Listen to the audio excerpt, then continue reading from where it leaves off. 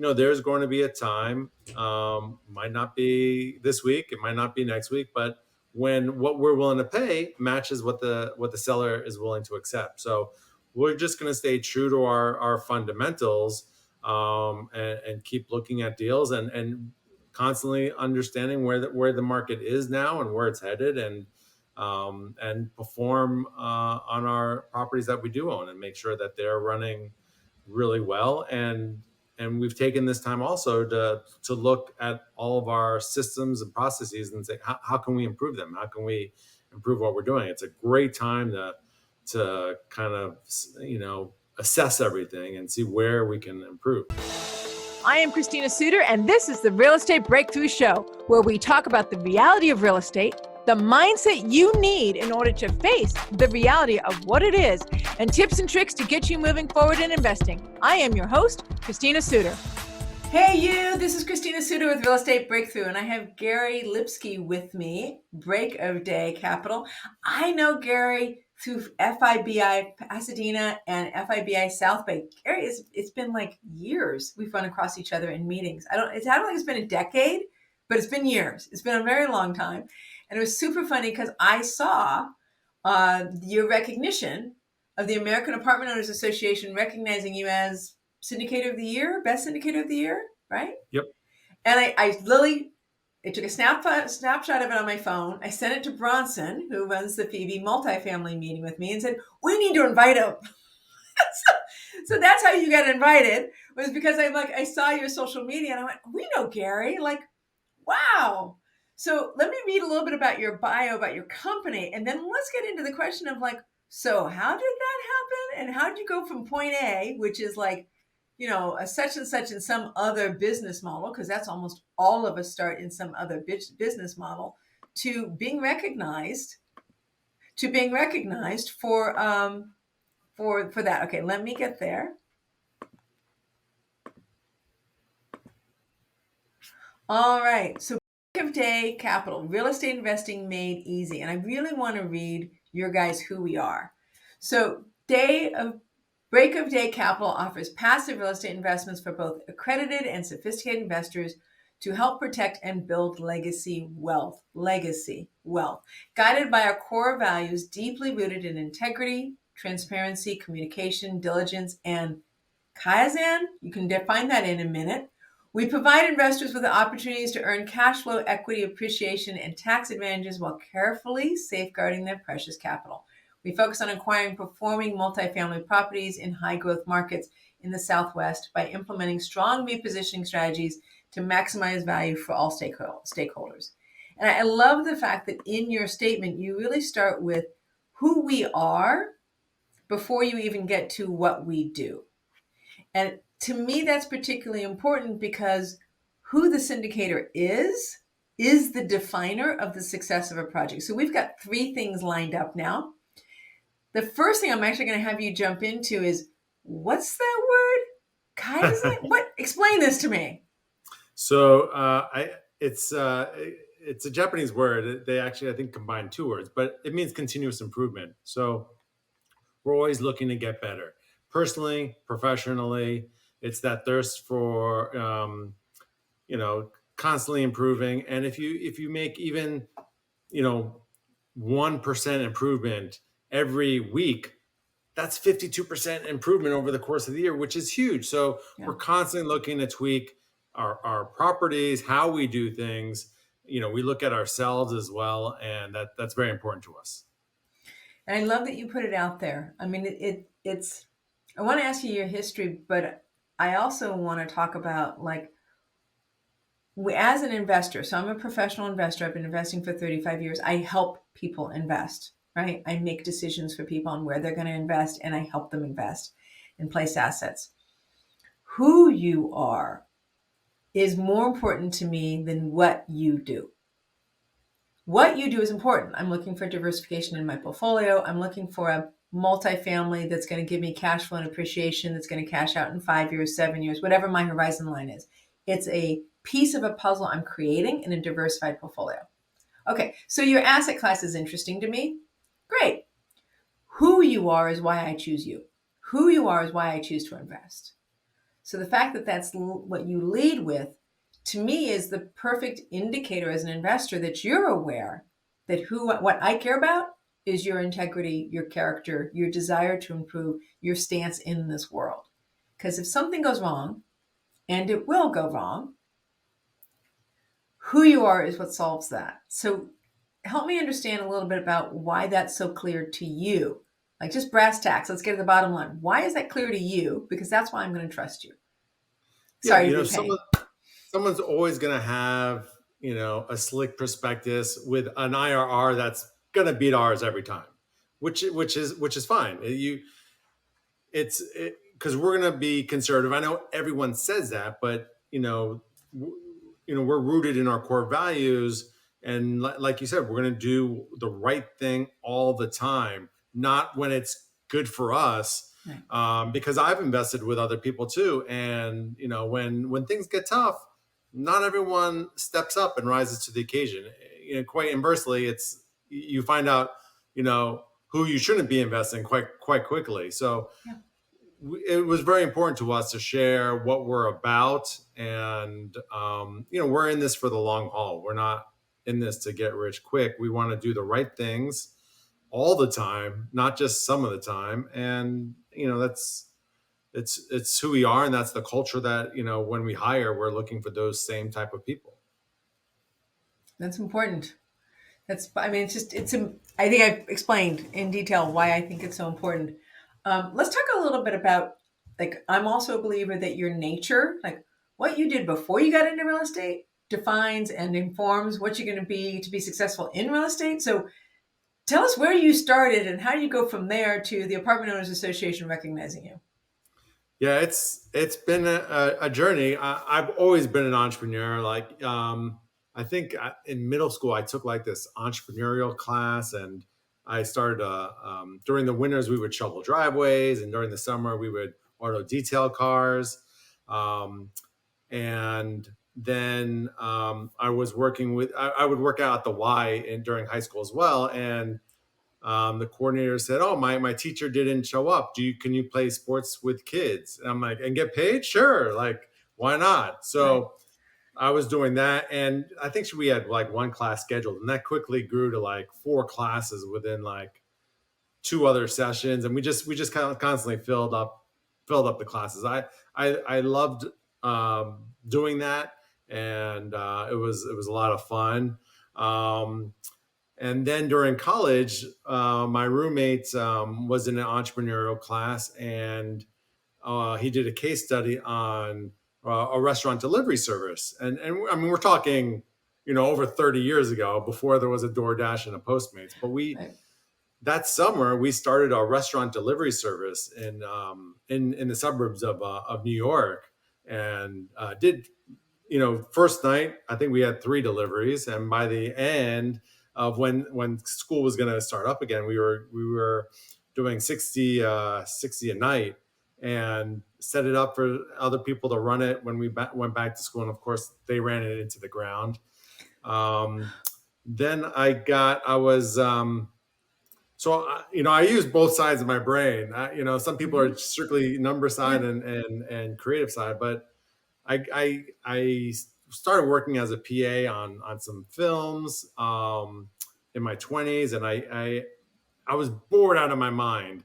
I always like to be challenged. So, um, with a buddy of mine, we decided to make a film together. And so we were writing, and I ended up co-producing three low-budget independent films.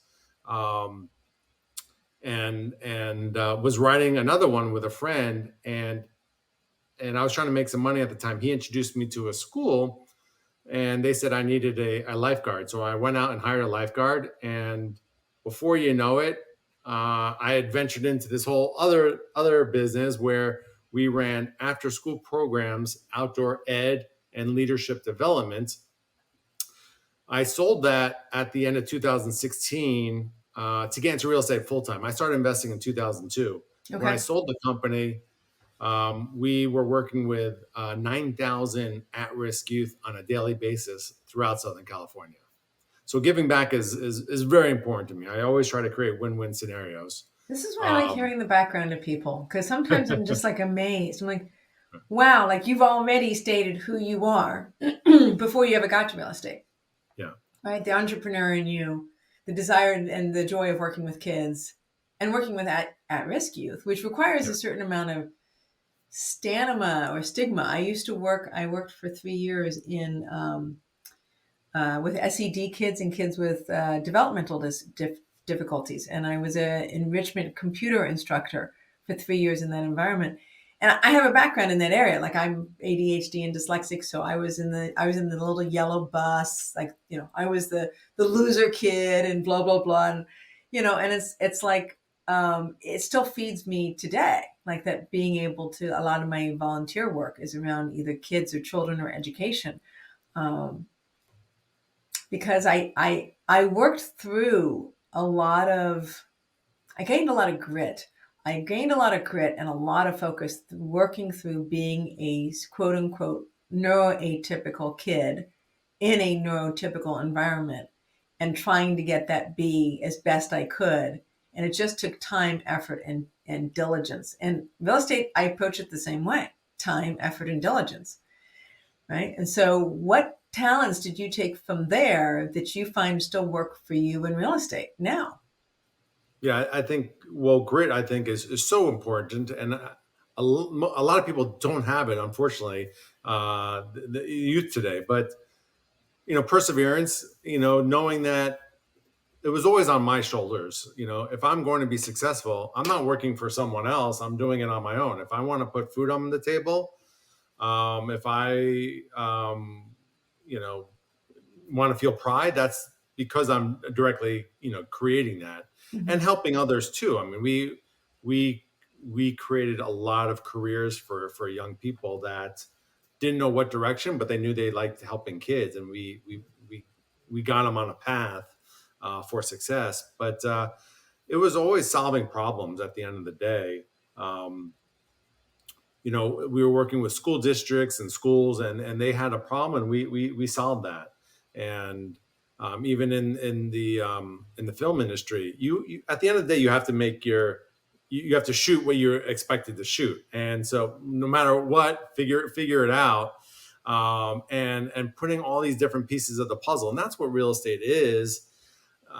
Putting a team together, putting all the pieces together, and figuring out solutions. So the skill set really gave me a leg up when I went in full bore. Certainly, I spent a lot of time educating myself and doing everything that I could, and still educate myself on a daily basis so I can improve, like Kaizen. Young Kaizen. Um, Yep. yep. So it it's not a natural arc, but it really served me and learning. Never is. Yeah. It's never like, oh, I was obvious. I started here and I took Yeah. a straight line all the way to Yeah. there. I'm like, I don't know anybody whose story in real estate starts with, yeah, I knew I was going to do real estate when I was 5 years old, and then I decided to do this. Like, very few people do I know. We start over here, we end up over here. Yeah. Go ahead. I interrupted you. The No, point no, is, no. But I certainly have made plenty of mistakes along the way. It's not like everything goes great, and so working with people and realizing that you've got to really learning how to bring out the best in people and communicate um, was a skill that I've had to develop over right, time, and just getting those reps on management and working through the um, 2008, trying to meet payroll when your bank cuts off your line of credit and you have 100 million, not 100 million, a million in receivables. hmm, Fighting through those times sets you up for success when you step up to the big leagues. yeah, that's so important. One's inner stability and the capacity to move through from smaller to bigger and bigger levels of responsibility. And I think something like 80% of CEOs meditate, because it really takes a inner determination and inner grit and an inner self faith or awareness of being able to say, this is what I'm going to do and I'm going to keep doing it. I use this example a lot. Somebody asked Bruce Norris once, out of all the escrows that you've done, how many have had problems? And he said, what do you mean all? He's like, well, out of every 20. How many are problems? He thought, hmm, about 19. Like it's something I want people to be prepared for. Like it really is who you decide to be and the inner metal that you grow by being involved in a field that can be highly successful and difficult and demanding. So you talked about entrepreneurship being a long-term skill for you, and you talked about grit being a long-term skill. We talked about 2008, which of course I want to unravel that story, but I'm going to hold on to it for a minute. So how do you feel like your company now targets itself using those skills? Like, what do you guys target, and how does your entrepreneurship and grit really help you protect your investor? Yeah, so we target value add multifamily and very focused. We've done all of our deals in Arizona, Tucson, and Phoenix. Certainly, we've been looking in other markets, but within a concentric circle. We don't want to be spread out. Whatever markets we choose, we want to be experts. It has to. We have a certain amount of criteria that we look for, and it's got to be in with a radius that we can get to. We love markets in Florida, but that's not realistic with my base here in LA. I have Right. my team in the Phoenix area, so that's really important to us. We're looking for quality, not quantity. So tell me, what are you finding? You know, we're in my mind, we're already in the beginning of a recession, right? I just did talk last night on this. In my mind, we're already at the beginning of a recession. It just hasn't been declared yet because there hasn't been enough data for the Fed to go, okay, yeah, we're there, right? And they almost always declare it after, like we're halfway through or we're three quarters of the way through, and they say, oh, yeah, by the way, we noticed the data actually starts over here, right? So even though they haven't declared it yet, doesn't mean we're not in it.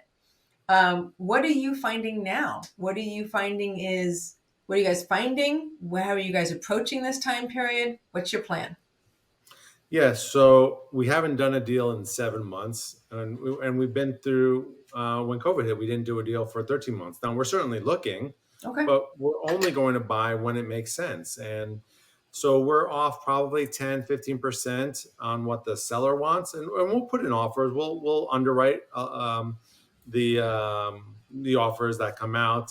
Certainly, deal flow has been limited, and we let the broker know where we stand. And there's going to be a time, might not be this week, it might not be next week, but when what we're willing to pay matches what the seller is willing to accept. So we're just going to stay true to our fundamentals, and keep looking at deals, and constantly understanding where the market is now and where it's headed, and perform on our properties that we do own and make sure that they're running really well. And we've taken this time also to look at all of our systems and processes and say, how can we improve them? How can we improve what we're doing? It's a great time to kind of assess everything and see where we can improve on things. Ken McElroy says the same thing. Right? This is a good time for you to, oh, I can't remember what it is. It's not clear projects, but it's some version of that. Like just double down on what you have and make sure it's working and put your time into that. Um, so what is your particular niche? Like what is it the sweet spot that you guys go, we do this? Yeah. So I would say 70s and 80s, value add, a deal that hasn't been picked over, multiple times. So it's the owner that maybe has had the deal 5 years or more, hasn't put capex into it in a while. So we'll come in on a property. Typically, we'll rebrand it. We've been going with the icon theme for our apartments. Mm-hmm. So icon on Stella, icon on Pima, icon on Park. So we take the street name, and we've been going with that theme. Landscaping, adding inexpensive amenities like a barbecue or a dog park, maybe Mm-hmm. improving the gym. We'll improve the clubhouse and the leasing office if it needs that. Paint the property, and then we'll do the interiors too. So we can completely change the look of a property without spending millions upon millions of dollars. We can do it in a very um, inexpensive way, and knowing that we can, when we take over a property, we could push rents 250 to 300 just to market, and then maybe another $100 on top of that for the renovated units. Now our renewals are fantastic because our residents know that, one, we really care about the community, and they're Hmm. getting a place to live in that's cheaper than another place down the street. They're getting more value for what they have to pay, and they recognize that, and our renewal rates are very high. Okay. And so 1970s and nice, and it's a not necessarily a like down to, as a flipper, we call it down to studs, right? So we're not going to go down to studs in the units, right? We're going to add amenities that are easy to add: dog park, barbecue. We love that. Common areas, easy to do with apartments being full because you're simply doing it around the existing population. As units come empty, you might do a cleanup on it. 1970s means there's not as much to clean up, which makes perfect sense. About how many doors? Is it 100 to 300, or is that your usual range, or are you going down to 50? No, no, we the smallest we've done. Well, our very first deal we did was 42, but we since then the smallest has been 72. Last year we did 248, 176, Yeah. 199, and then an 80. But so ideally 125 units or more. And we've also done. We bought a student housing deal that was 52% occupied during COVID, and by the summer we got it to 95%, occupied, and took it to market rate. So it wasn't just student housing. We also bought garden office space in Phoenix for pennies on the dollar that we converted to multifamily as well, and adding 60 new units. So we're always looking outside the box. That's where my creative side comes in, Yeah. and seeing, how can we, take something and really maximize the value of a property. So office space and reconverting office space right now is particularly a good play. And so how hard was that? I mean, last night there was a whole conversation about how hard it is or isn't to convert office to residential, and it really boils down to the city you're in, right? And what they Yeah, allow. yeah. So this was a very unique project. It was all one story, and it was built in like an oval. So it looked like multifamily to begin with. Okay. And so the city is Youngtown, just out. It's in the Phoenix MSA, but outside the city. So Youngtown, we had our council meetings like a Wednesday, then the following Wednesday, then the following Wednesday. I mean, they really worked with us, pushed it through. Well, Um, where it was really a rundown office space, so they were happy to have us in, and now it looks, phenomenal. We finished the 44 units where we framed out the 60 new units. Now we're starting to work on the interior space, but so it was a lot less involved than if you're going, a 4-story or 5-story office space. yeah. But certainly we had a lot of plumbing, a lot of electricity. Um, Yeah, kitchens where kitchens don't exist. I right, mean, just right, basic kitchens and bathrooms where kitchens and bathrooms don't exist. yeah, yep. Yeah, that's a lot. What do you think that's going to be a plan you guys are going to double down on? Like, I mean, we're probably going to look at another year based upon what I'm looking at. I think we're going to see another year worth of softening downturn as the market continues. Even if the Fed is done raising rates, we're looking at another year, right, of the market continuing to have the effect of what the Fed has created so far. What are your thoughts? You're telling me 7 months no deal because there's nothing in the bracket. So, what are your thoughts? Right, right. I mean, luckily, we don't have to do a deal just to keep our lights on, and that's very important for us. We don't ever want to have a gun to our head to do a deal. Yeah. But yes, we want to get creative and say, hey, what's within our sweet spot, and what should we be looking at?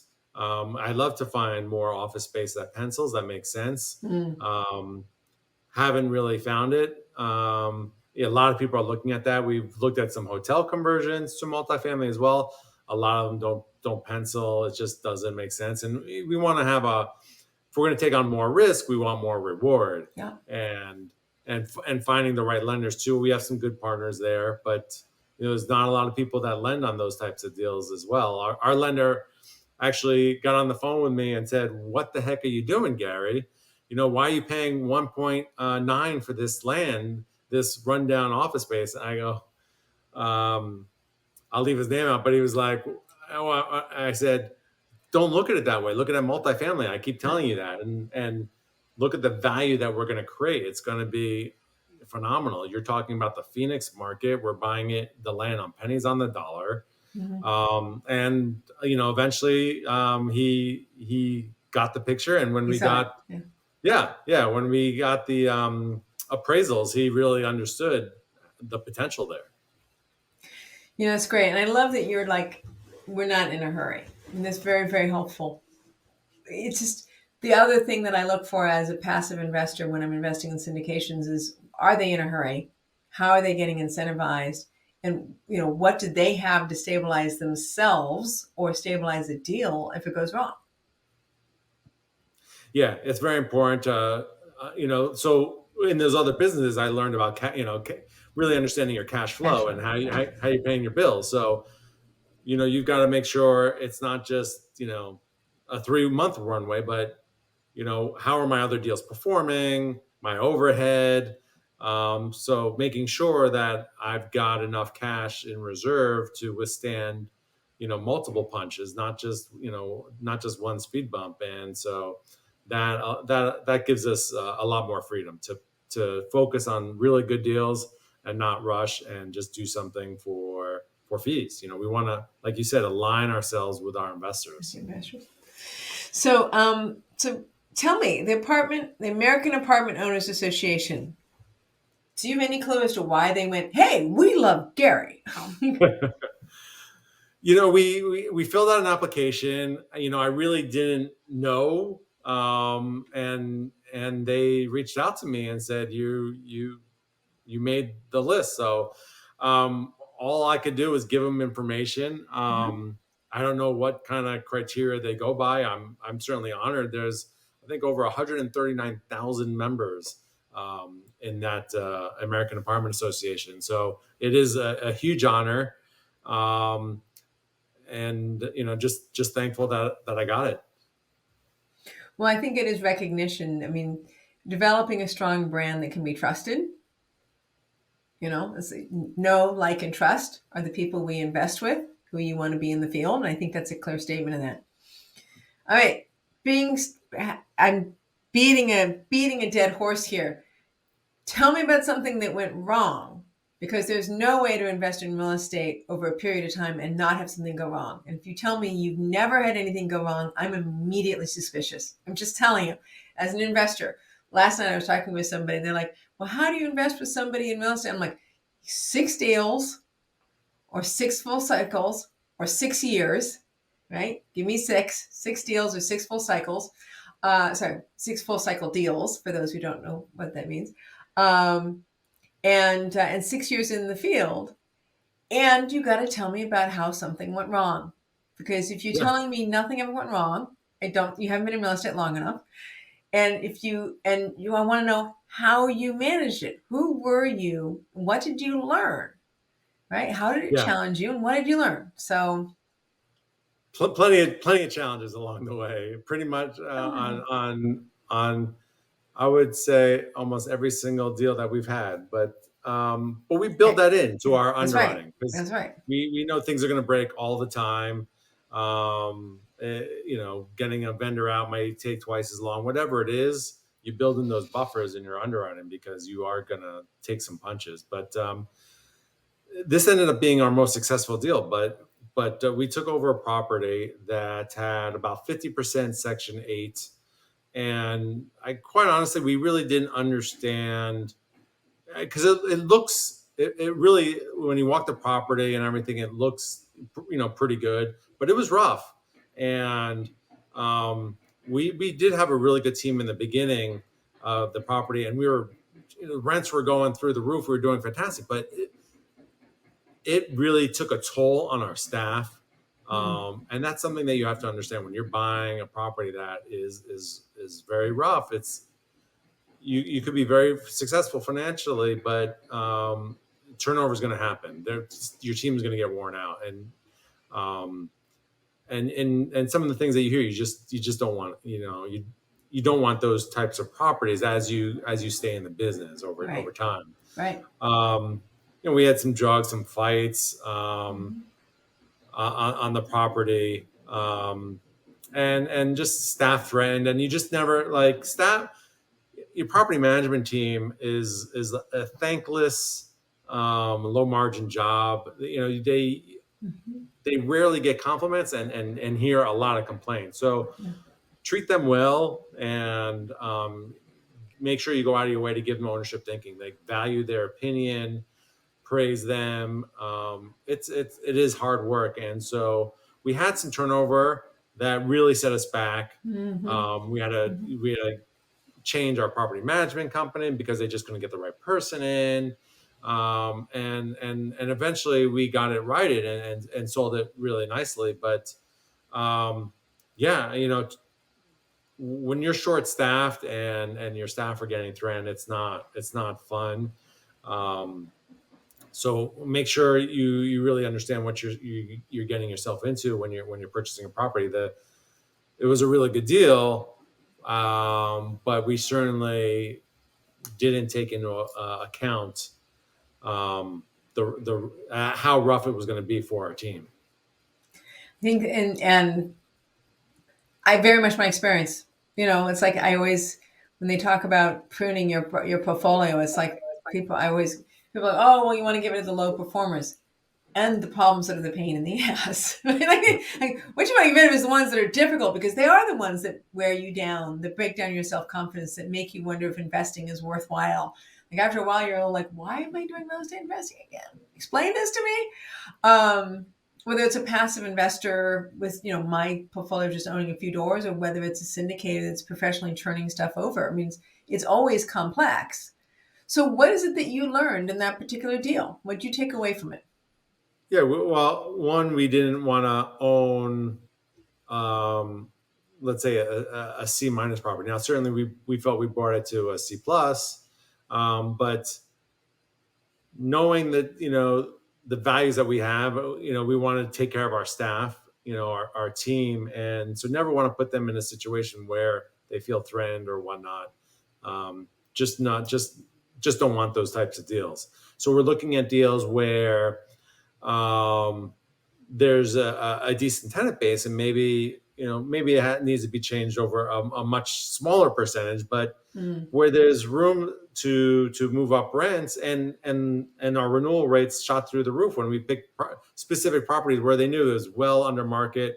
We When we added amenities and really improved the property, they wanted to stay versus they were priced out, they were troublemaker, whatever it was, it just wasn't a good fit. So maybe it's a C plus property in a B area is more important than a C in a C neighborhood. Yeah. You want to try to bring it up to that neighborhood.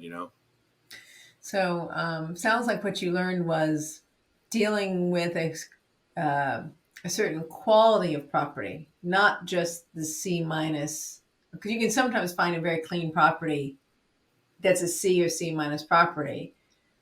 Rare, but you can, based upon how the owner generally or the property management company has been with it.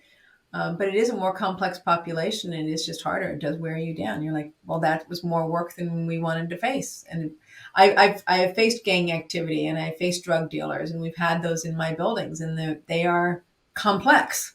To make it a safe, engaging community again, it's Yeah, sometimes just downright difficult. yeah. We want to improve communities, um, and so it's working with communities where we feel we can add some value to it as well. Right. Okay. What does financial freedom mean to you? Like in the end result, we're doing all of this. We're facing the hard times, right? We're using our natural talents to then cross over into real estate because we're passionate about something. We're facing the hard times, all because the vision in our head is when I get financially free, or what I love to do is when I have time, whatever. What does financial freedom mean to you? Yeah, it's being able to make my own choices, to provide a great life for my daughters, to travel when I want to, um, if I want to go to a concert, whatever it is, I have that freedom to do the things that I want to do. Now, I'm not a materialistic person. That doesn't drive me. Um, but and being able to help others too. We donate a fair amount of money to really good causes. So I want to have the time and the money to help other causes as well. So there's no magic bell that goes off like I hit my number, and everything changes. That's, I think, for a lot of us, we're type A people anyway. So I constantly want to be challenged, Yeah. and I don't. People ask me when do you want to retire? I'm like, I don't ever want to retire. It's not Yeah. like I'm investing my money in all of these deals too, and that's a way for me to control that. And I just want to be doing good things with good people, and have that freedom, whatever it is that I want to do. So. I love it. It's funny to me. I've asked that question probably literally now of hundreds of people. And the consistency is startling to me. When I say, what does financial freedom look like to you? It almost always is freedom over my time. So I can make choices. People say money is a valuable object. Time. I'm using money to have freedom over my time, which gives me freedom over my mental space. Brings me peace, brings me joy, fulfillment, something, right? Yep. So it's always buying my time. Thank you, Gary, so much for being on the show. If people want to get a hold of you, they like your philosophy, very grounded, very simple. We have a box. This is what we do. We do it well. We don't rush, and we get it done right. We don't overextend. How do people get a hold of you? How do they find out more about Break of Day? Yep. They can go to our website, breakofdaycapital.com. We have a ton of investor resources. They can sign up for our newsletter. They can book a call. We're on Facebook, LinkedIn, Instagram, so you can follow us there as well. Perfect. And again, here's the website, and you can see here you've got all these resources listed, Yep. right, as well as the podcast. Yep. So I love that you guys are interested in that, and people can go to your website and get some solid information. And how do they get a hold of you? Is it specifically through Let's Talk? That'll go to my director of investor relations, who actually started off as an investor first. He invested in 6 of my deals and said, "Hey, I really love what you're doing. How do I get more involved?" I said, "Come on and talk to other investors." But yeah, you can social media. I'm on social media. Or you can even email me directly, Gary@breakofdaycapital.com. Beautiful. Thank you, Gary, for your time. This is wonderful. So appreciate it. This is Christina Suter with Real Estate Breakthrough. You can find us on all kinds of platforms. I personally suggest YouTube or Roku TV. Those seem to be people's favorites. See you guys again in 2 weeks.